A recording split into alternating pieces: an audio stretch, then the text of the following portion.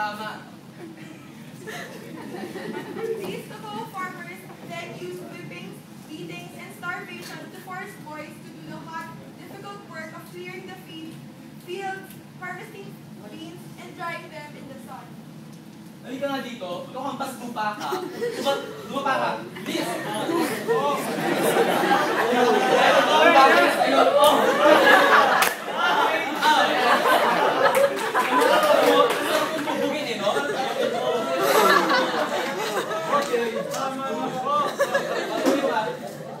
Ikaw, mag-ano ka dito, mag-harvest ka ng cocoa beans.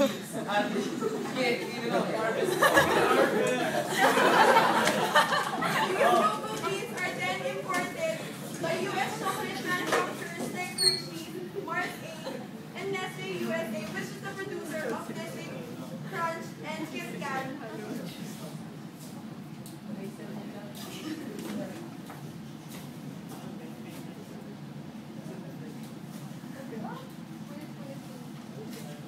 Kasi ano eh, natalisod siya.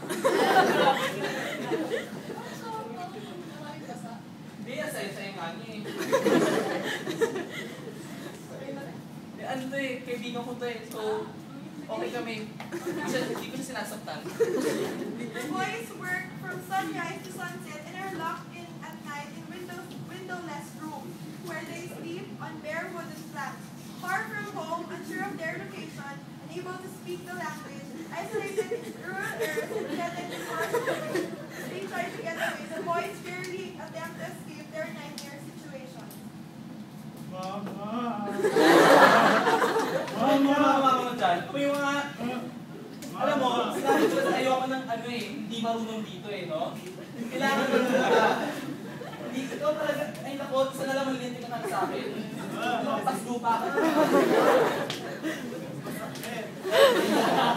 Who try to escape are usually severely beaten as an example to others and then locked in solitary confinement for a prolonged period of time.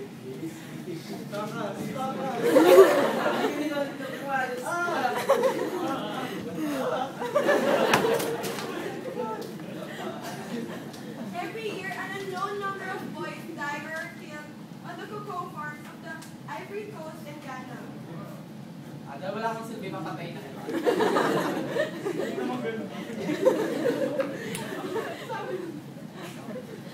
1998, the United Nations Children's Fund, or the